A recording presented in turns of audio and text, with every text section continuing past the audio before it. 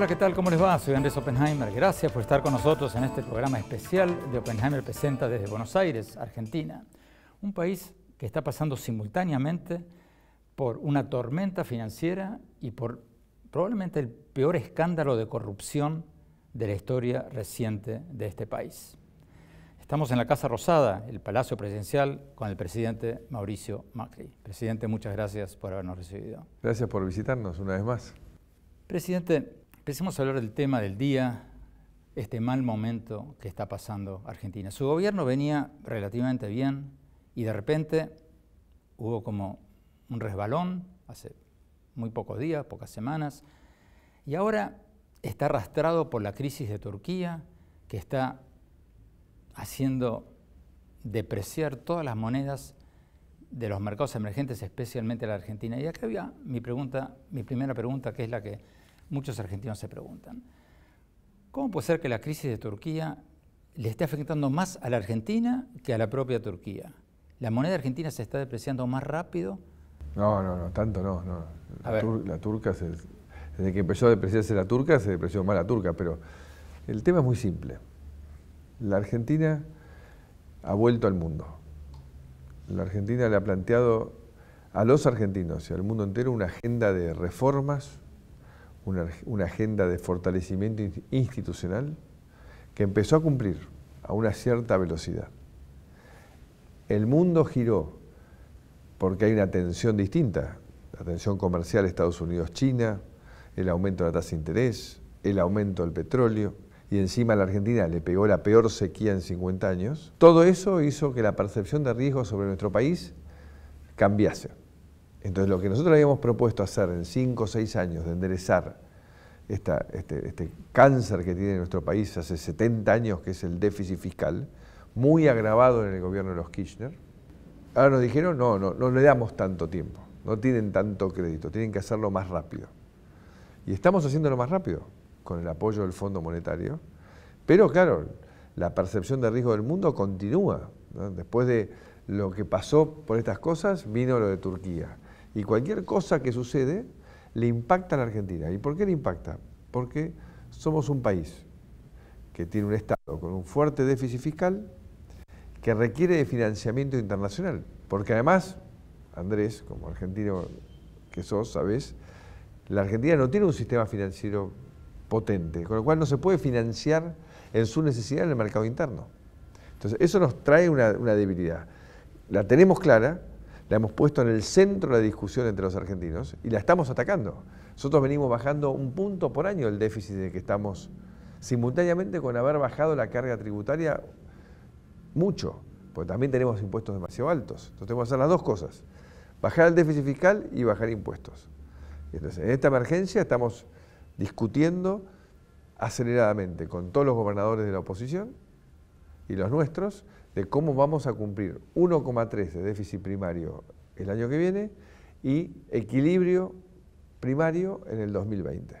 Y esa es la agenda. Presidente, lo que usted dice del viento en contra internacional es cierto, pero los economistas, muchos economistas, la mayoría de los economistas, dicen que usted también quizás pecó de demasiado optimista al principio de su gobierno, cuando no tomó las medidas que tendría que haber tomado para reducir, por ejemplo, el gasto público.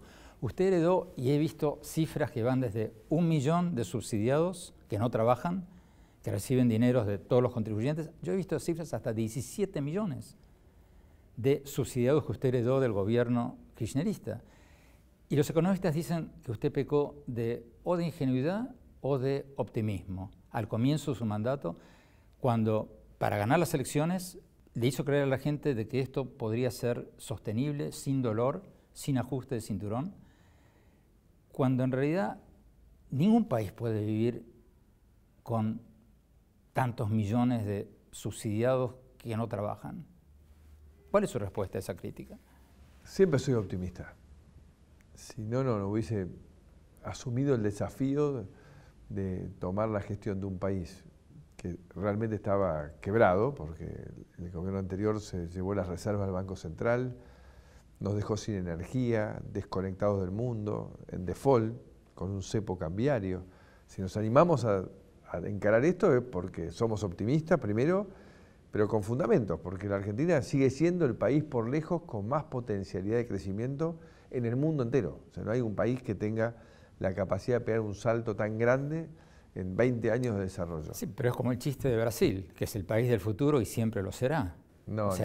En este caso, si los argentinos demostramos, como lo vamos a seguir demostrando, que aprendimos de nuestros errores, lo vamos a hacer realidad. Pero lo que quiero decir es, este era un proceso, un cambio cultural profundo, que había que explicarlo. Entonces, aquellos que creen que uno podía atacar violentamente el gasto público en los primeros momentos, se equivoca, porque políticamente no había espacio para eso, no había entendimiento.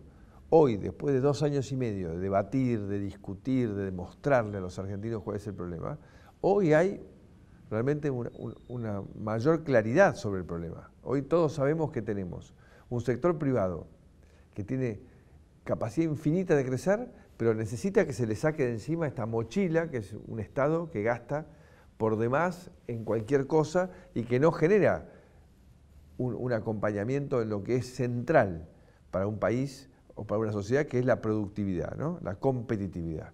Entonces, hoy estamos claros, hoy tenemos una agenda clara en la cual estamos convencidos de cumplirla. Acabamos de tomar esta semana un par de medidas más que ya empiezan a marcar la dirección de hacia dónde vamos para reducir el déficit fiscal, y esperamos que esas medidas, que en muchas recaen sobre el sector privado, también haga un aporte el sector de la política, reduciendo el gasto.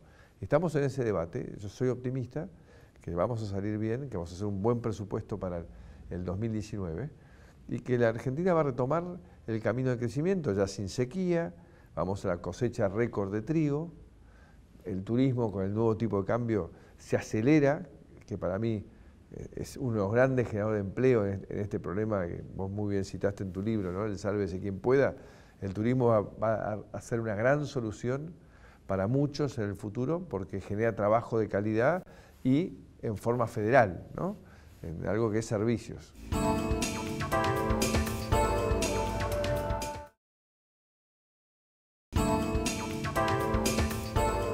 Antes de hablar de Venezuela, de Nicaragua, de varios temas de política internacional que quiero preguntarle, usted recién decía que no se podía atacar el problema de los subsidiados de entrada porque políticamente era imposible, pero ¿no se podría haber explicado mejor y antes, desde el comienzo de su mandato? ¿No fue quizás un error no haber mostrado los libros desde el primer día y decirle a la gente, miren lo que hemos recibido, un país destrozado? Sí, eso es una crítica que me hace mucho acá adentro, en el país. Pero también vos arrancás, ¿no? Un proceso y le decís a todo el mundo, estamos quebrados, esto es un desastre, mirá lo que nos dejaron, ¿no? ¿Quién te da crédito? ¿Quién se entusiasma con esa agenda? Yo aposté a generar entusiasmo, a generar desarrollo, y veníamos bien, habíamos tomado un envión, estábamos creciendo a números récord en 13 de 15 sectores hasta abril. Cuando cambia el clima en el mundo y viene esta tormenta, nosotros veníamos muy bien, veníamos realmente récord de venta de autos, récord de venta de motos, de turismo, de venta de cemento, de pavimento, de obra pública. O sea, la Argentina había empezado a tomar una dinámica muy positiva, pero bueno, con esta fragilidad ahí. Y bueno, la verdad que estar expuesto a esa fragilidad hace que no tengas ninguna capacidad para defenderte de cualquier tormenta externa. Bueno, es lo que nos pasó. Bueno, bienvenido, para acelerar el sacarnos la fragilidad, ¿no? O sea, yo soy el primero en que, capaz le digo a los argentinos siempre, moralmente no es aceptable que vos, para sostener un nivel de vida que no podés, hoy te estés endeudando para que lo paguen tus hijos y tus nietos. Vos a tus hijos y tus nietos querés dejarle algo, ayudarlos en su primer departamento, en sus estudios, no dejarle una deuda. Entonces tenemos que resolver este tema para que los que traemos a este mundo no nos digan en otros años, pero mirá lo que hicieron nuestros viejos, nos dejaron un montón de deudas a pagar porque ellos no querían asumir que estaban viviendo por arriba de sus posibilidades. Entonces yo creo que ese debate cada vez tiene más potencia en Argentina, cada vez hay más entendimiento y estamos muy cerca de romper con 70 años de tropezar con la misma piedra. Alguna gente piensa de que esto es parecido a la crisis del 2001, que fue terrible. Otros dicen que esto es una tormenta financiera que va a pasar. Los estimados de ustedes, sin pecar de optimistas como a veces han pecado en el pasado, son que Argentina, ¿cómo va a terminar este año en crecimiento económico y el próximo año? Estimado nuestro este año es que vamos a caer cerca de un punto. Pensemos que de los 4 que veníamos creciendo, solamente la sequía fueron -2. O sea, eso fue un golpe tremendo. Sumémosle a toda la pérdida del crédito, porque el riesgo país subió, se para el flujo de inversión. Y el año que viene esperamos crecer un 3%. Nada que suene a significativo, pero finalmente va a cambiar la tendencia. Pero yendo al primer punto, estamos en una situación de suma tensión, que no ha terminado porque justamente hasta que no le demostremos a los mercados que estamos consolidando la baja del gasto público, pero esta crisis es distinta a la del 2001, justamente por varias razones. Primero, porque hoy estamos reinsertados en el mundo. El apoyo que recibimos del mundo, de todos los países más importantes del mundo, a través del crédito del Fondo Monetario, fue único en la historia. A ningún país en la historia le dieron semejante cantidad de asistencia y en tan poco tiempo. Lo segundo, esta vez tenemos claro hacia dónde vamos. Tenemos claro cuáles son nuestros objetivos. En el pasado no los teníamos tan claros. Y además tenemos un proyecto de desarrollo federal basado en la creación de empleo privado, que también lo hemos puesto sobre la mesa y que en el 2017 se demostró que puede, que de ahí generamos 600.000 puestos de trabajo en ese año. Entonces creo que hay un camino claro que hemos ya delineado. Lo que tenemos que terminar de hacer es dejar de tener esta fragilidad que hace que cualquier vaivén de los mercados mundiales nos impacte a nosotros, porque eso si no interrumpe el flujo de inversión, el flujo de crédito, que es tan importante para el sector privado. ¿Usted sigue pensando de que su gobierno va a terminar con menos pobres de los que había cuando entró? Sí, aspiramos a eso. No tanto menos porque un rebote con el aumento de inflación que hemos tenido vamos a tener, pero aspiramos a eso, claramente. Y lamento mucho que no haya funcionado el proceso como lo habíamos previsto con el tema de baja de inflación. Claramente siento que subestimamos el impacto de corregir los precios relativos de las tarifas. No solo lo que impacta directamente en el índice. Se habla de la luz, del gas. Claro, acá tus televidentes para ahí lo saben, que en Argentina se regalaba la luz, el gas, los servicios sanitarios, etc. Y eso no solo llegó hasta el 1.500% de aumento, que impacta directamente en la construcción de un índice transparente como hemos vuelto a tener los argentinos, sino que genera un comportamiento hacia el aumento por parte de toda la sociedad, ¿no? Porque Argentina tiene un problema, que es una sociedad que está contaminada con el fenómeno de la inflación. Entonces todo el mundo está como siempre corrigiendo precios para no perder. Y eso generó un retraso. Pero lo bueno es que a partir de ahora ya estamos prácticamente al 70-80% de los precios finales de los servicios públicos, con lo cual eso nos va a permitir tener una baja sistemática en la inflación y llegar a lo que pensábamos en el 2019, tal vez llegar en el 2020, fines del 2020.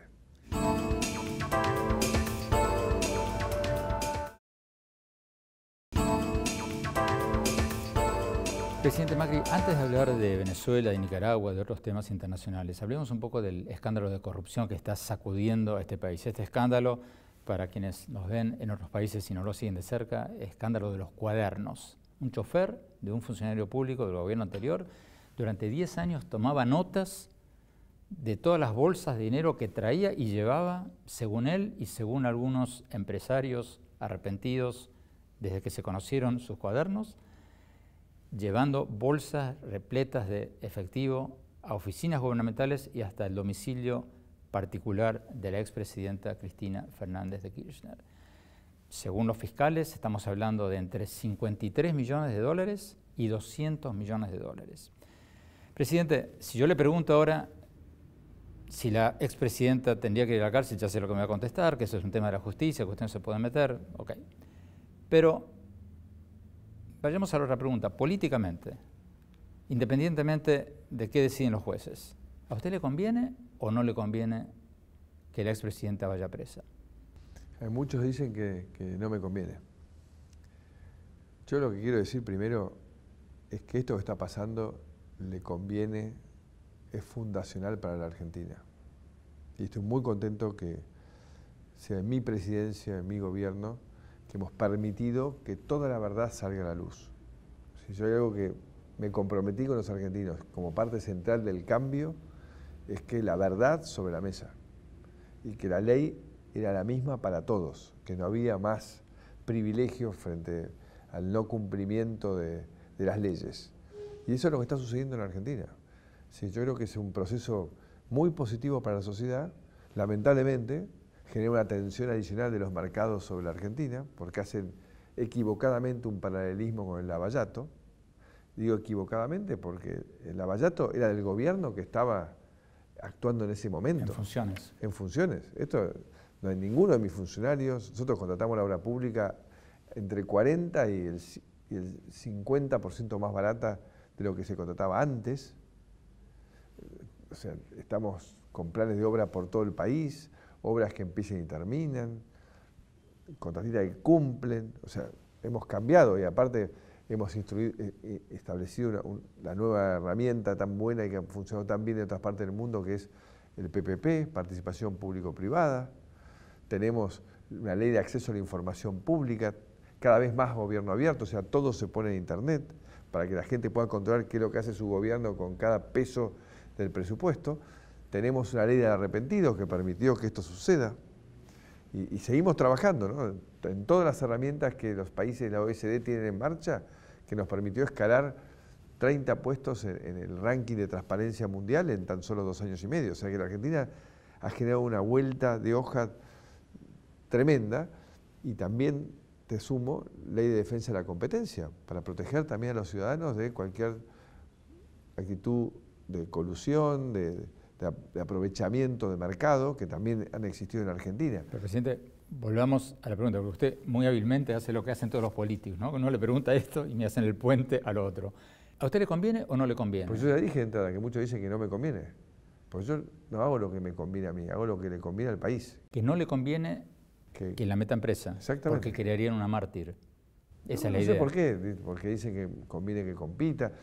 Tienen distintas visiones, pero lo que yo digo es, acá no estoy para hacer lo que me conviene a mí ni a mi gobierno. Estoy haciendo lo que le conviene al país. Al país le conviene que haya un sistema judicial independiente y que uno no esté ahí manipulando y presionando para que suceda o no sucedan las cosas. Entonces creo que ese nivel de transparencia es realmente algo fundacional para la Argentina y por eso también hay que reforzarlo con estructuras. Ahora falta una ley de extinción de dominio para recuperar los bienes robados por la corrupción, por el narcotráfico. Entonces necesitamos estructuras que nos aseguren que nunca más va a volver a pasar algo así que nos hace tan particulares, ¿no? Porque la verdad somos un país muy particular. Aparezca un chofer que anotó todo durante años. Meticulosamente. Yo digo que en la Argentina, en los últimos 20 días, bajó el rating de Netflix como nunca antes. ¿Usted cree que el chofer, esto es superior a ver Netflix? Bueno, ¿Usted cree que el chofer lo hacía, como dicen algunos, para tener un seguro de empleo, si lo querían echar, mostrar eso? ¿O usted cree que quería sobornar a su jefe? Y también hay otra versión, que se lo había pedido Néstor Kirchner para controlar que no lo roben.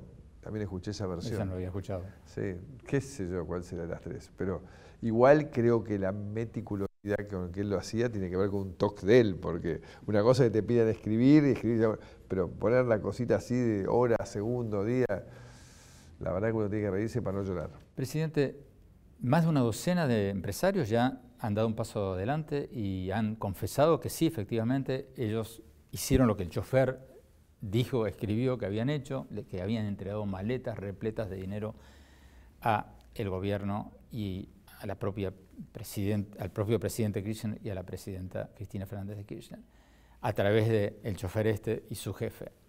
Uno de estos empresarios es su primo, Angelo Calcaterra.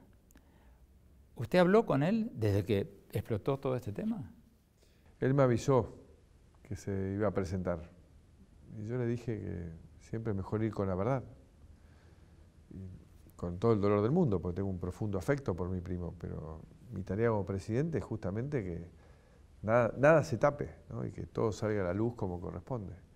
Acá claramente lo que hemos vivido es, si esto se confirma, es algo medio inédito, porque corrupción siempre ha habido en el mundo y uno combate permanentemente contra ella, pero es aleatoria, depende de las personas, a uno sí, a otro no. Ahora, que desde el Estado se monte un sistema en el cual nadie puede trabajar si no pasa a través de un pago, es como... Yo nunca había visto a nadie igual, ¿no? Así tan organizadamente desde el Estado y el gobierno. Así que bueno, vamos a ver si se termina de confirmar todo esto que se ha dicho.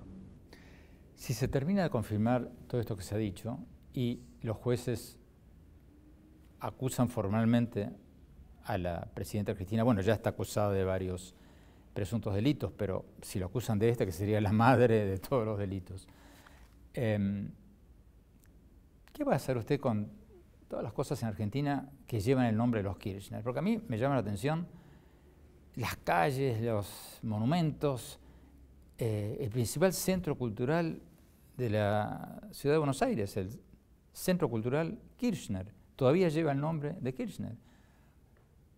Si la expresidenta es encontrada culpable de esta cleptocracia durante su gobierno, ¿usted cree que tendría sentido seguir con los nombres de todas estas obras públicas? No, nunca tuvo sentido. ¿Y por qué lo dejaron?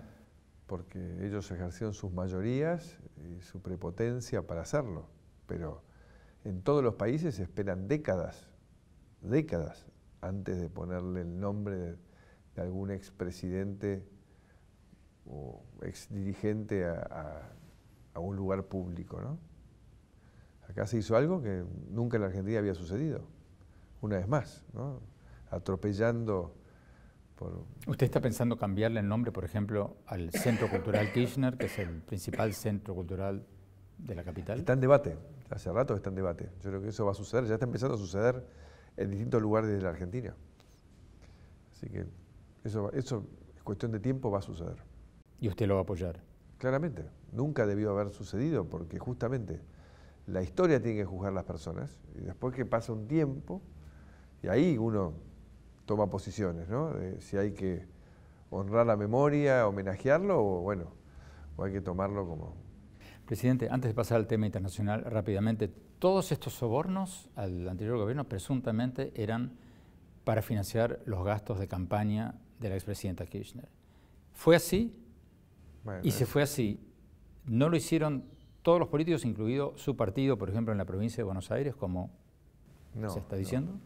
No, hay que mezclar las cosas, ¿no? Una cosa es recaudar permanentemente sobre toda la actividad económica que realiza el gobierno en forma coercitiva y otra cosa son los momentos de campaña, una ley que tiene muchísimas fallas, que hemos propuesto una mejora en la ley para transparentar los aportes de campaña política y más allá de que en la provincia hemos dispuesto una auditoría y que confío plenamente en la gobernadora, no hay ninguna posibilidad de que la gobernadora tenga algo que ver con tomar un peso que no sea el de ella, digamos. Presidente, el año que viene ya va a haber elecciones.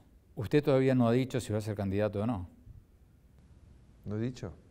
Yo he dicho que si la gente cree que debo seguir colaborando, lo voy a hacer. Nunca he escapado a mi responsabilidad. O sea, usted se va a postular para la reelección. Insisto, si realmente la vocación de continuar en la línea del cambio está, yo no voy a decir que no.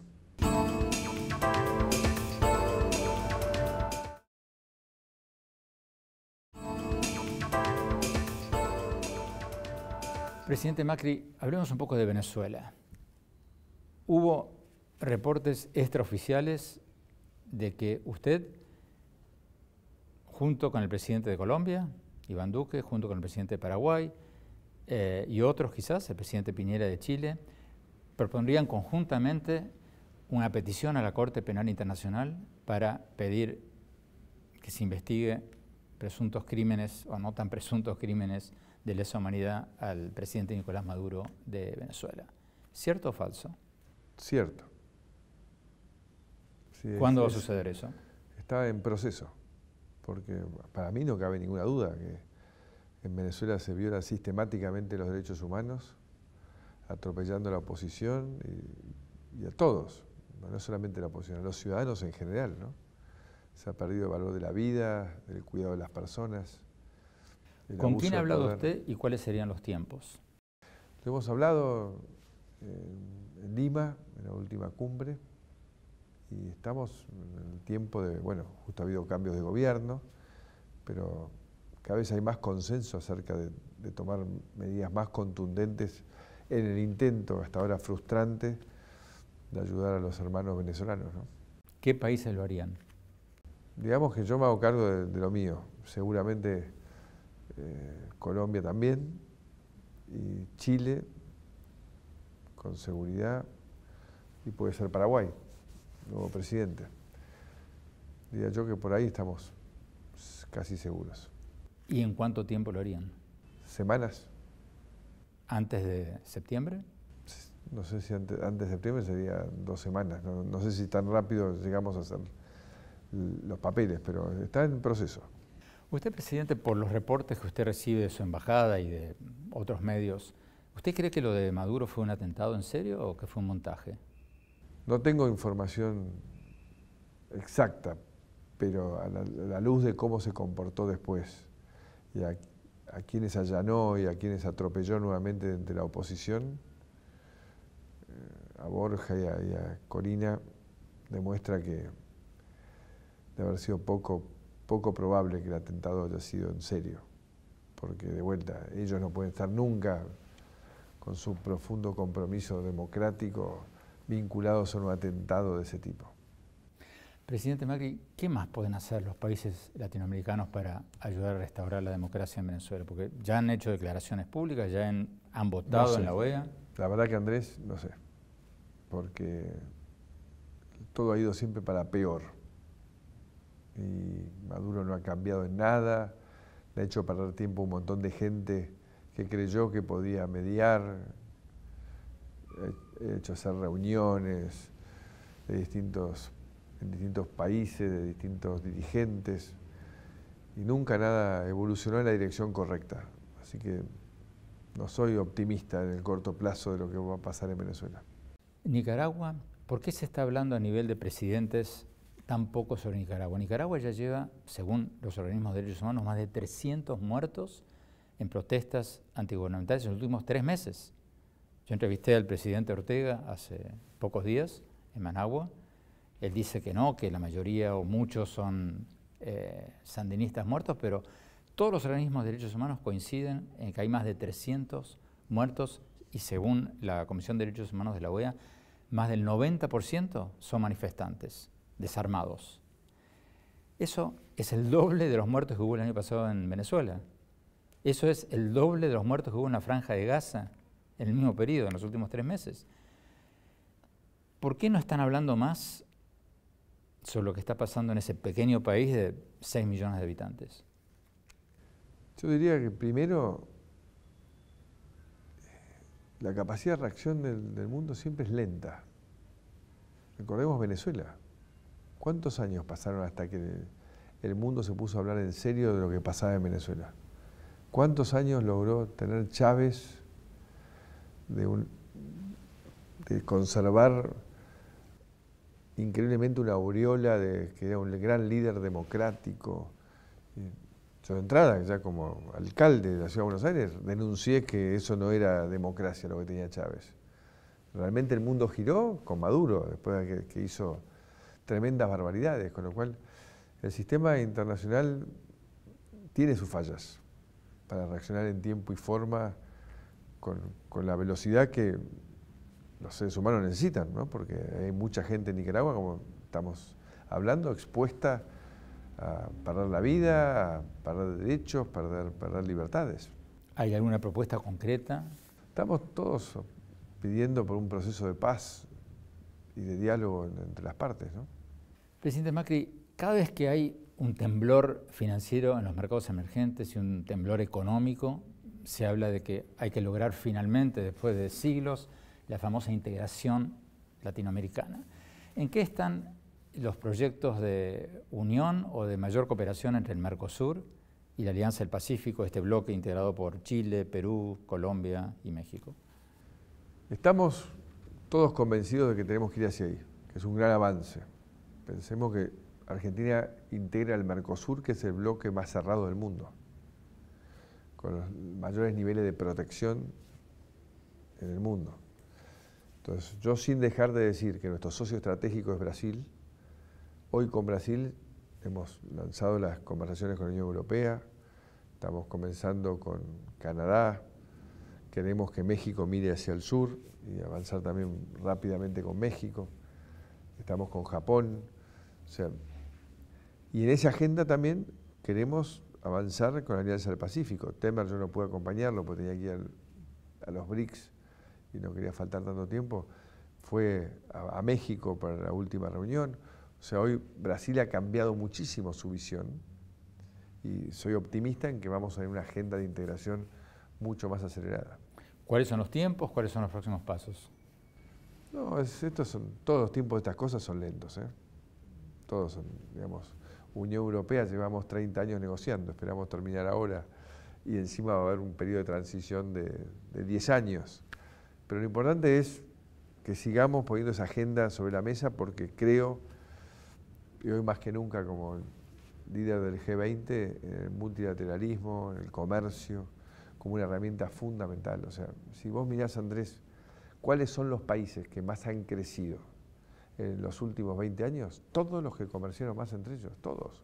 Los que estuvieron aislados fueron para atrás. La Argentina es lamentablemente una muestra de eso. Con lo cual, bueno, las cifras del BID dicen que el comercio intrarregional en América Latina, no me acuerdo si era América Latina o América del Sur, es el 18% del comercio total. En la Unión Europea es más del 60%. Sí, es terrible. Ante el creciente proteccionismo de Estados Unidos, ante las políticas de Trump, ¿usted cree que esto es algo pasajero, que Trump está de lo que está hablando con motivos electorales internos, ahora que estamos ante las elecciones legislativas de noviembre en Estados Unidos y que después un poco va a aflojar y todo volver a la normalidad? ¿O usted cree que esto es una tendencia que se va a acentuar en Estados Unidos y que va a afectar a todos los países de la región? Yo creo que es pasajero. Está como queriendo replantear algunas reglas de juego desde un lugar distinto, basado mucho en su intuición de cómo negociar, pero claramente a Estados Unidos le conviene el que siga creciendo el comercio, le conviene articular, porque gran parte de todo lo que importa lo producen empresas americanas en otro país. Entonces yo creo que es toda una discusión y la verdad que yo tengo que valorar porque justamente si tenemos muy buena relación son con los dos que están en mayor conflicto. Yo hoy tengo una gran relación con el presidente Xi Jinping y una gran relación con Donald Trump.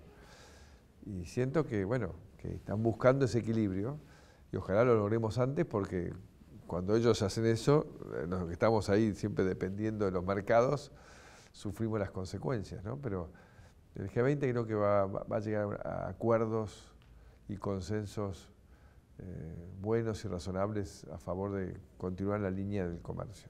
Presidente Macri, usted va a ser el anfitrión del grupo de presidentes del G20, los presidentes de los países más ricos del mundo. Va a venir, ya está confirmado, el presidente Trump a Argentina. Sí, claro que sí. El presidente chino, Xi Jinping, van a venir los grandes líderes mundiales, Argentina. Putin, Merkel, todos. Y uno de los temas de los que van a hablar va a ser el futuro del trabajo. Esa es la agenda. Es la que propusimos nosotros. Y la amenaza de un impresionante desempleo mundial a raíz de los avances tecnológicos, los robots, los algoritmos. Un estudio muy conocido de la Universidad de Oxford dice que el 47% de los empleos en Estados Unidos corren el riesgo de ser eliminados en los próximos 10 años por los robots, por los algoritmos, por todas las máquinas inteligentes. Pero lo que creo que no hay mucha conciencia en Argentina y en otros países latinoamericanos es que eso nos va a pegar todavía más a los países latinoamericanos, porque El propio Banco Mundial estima que en su país, en nuestro país, en Argentina, el 64% de los empleos van a estar amenazados por la robótica y la inteligencia artificial. Y la CEPAL tiene una cifra aún más dramática, el 70% en los países latinoamericanos. ¿Qué está pensando usted, aunque tiene que lidiar con esta crisis, esta tormenta financiera aquí y ahora? ¿Están pensando ustedes ya en los próximos 5 años y cómo van a hacerle frente a este problema? Absolutamente. Por eso lo propuse como tema central para el G20.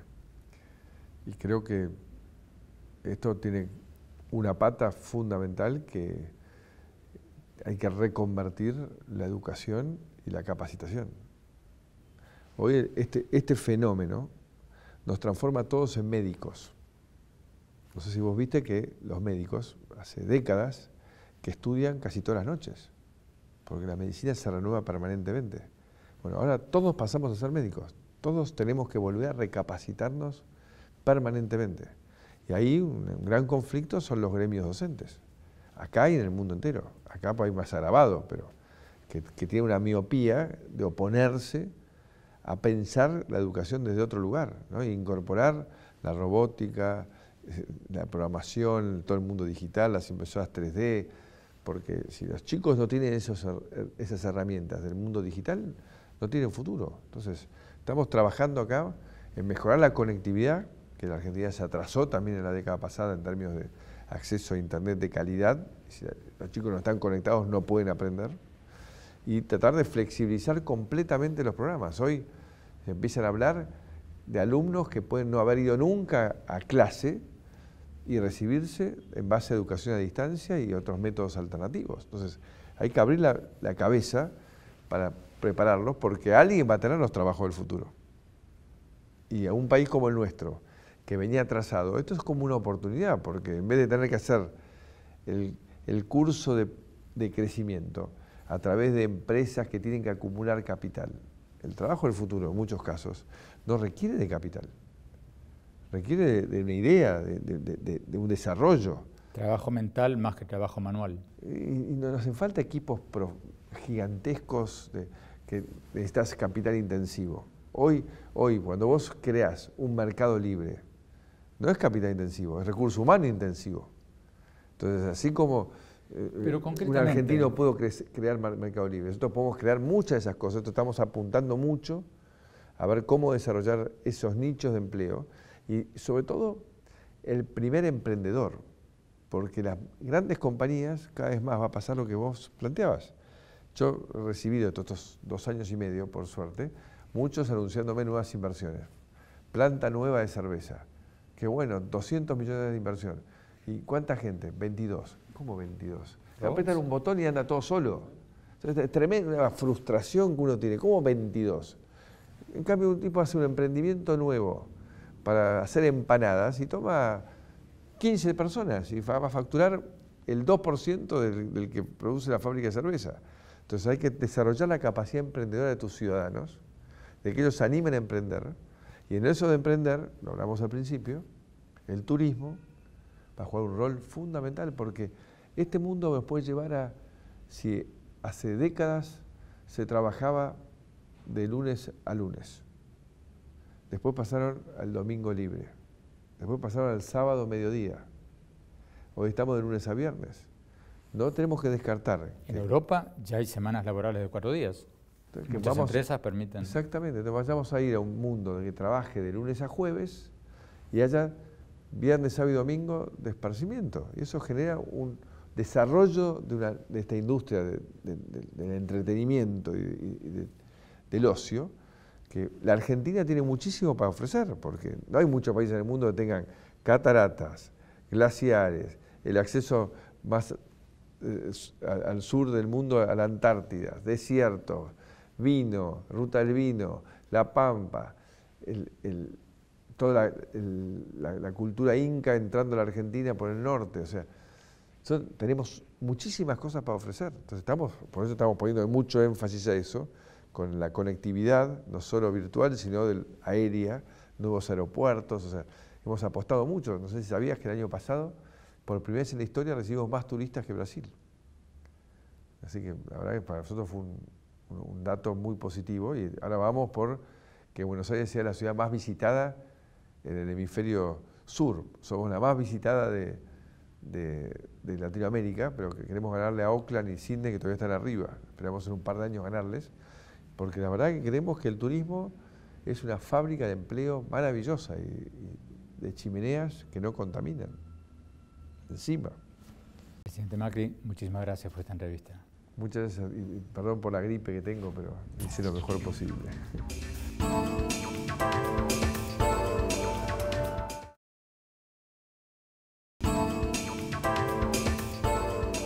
Muchas gracias por seguir con nosotros en este programa especial de Oppenheimer Presenta desde Buenos Aires, Argentina, con esta entrevista con el presidente Mauricio Macri. Mi reflexión sobre lo que hablamos hoy con el presidente Macri, sobre lo que está pasando en Argentina, yo creo que este escándalo de corrupción de hasta 200 millones de dólares que según los fiscales habían sido pagados al expresidente Néstor Kirchner y a la expresidenta Cristina Fernández de Kirchner, es el mayor escándalo de corrupción que se recuerde en la historia, por lo menos reciente, de Argentina. Y ojalá marque un antes y un después en la historia de la corrupción de este país. Pero, como los periodistas somos un poco escépticos, yo creo que habría que tomar medidas mucho más drásticas para reducir la corrupción, no solo en Argentina, sino en muchos otros países. Y uno de ellos, de los que se está hablando muy poco o nada, es reducir el dinero en efectivo en nuestros países.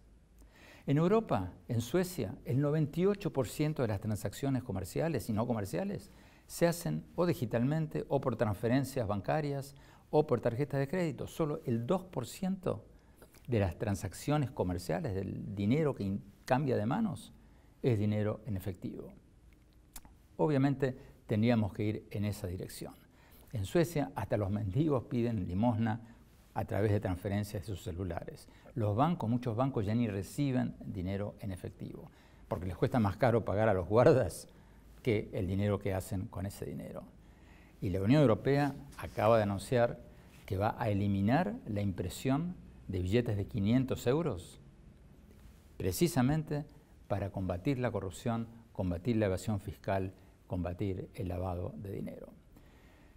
Ojalá nuestros países empiecen a ir en esa dirección para que ya no veamos estos escándalos de empresarios llevando maletas repletas de dinero a nuestros presidentes. Gracias por habernos acompañado. No se olviden de seguirnos en nuestro blog, andresoppenheimer.com, y también seguirnos en nuestro Twitter, @OppenheimerA, y en nuestro Facebook, nuestra página oficial de Facebook, Andrés Oppenheimer. Muchas gracias. Hasta la semana próxima.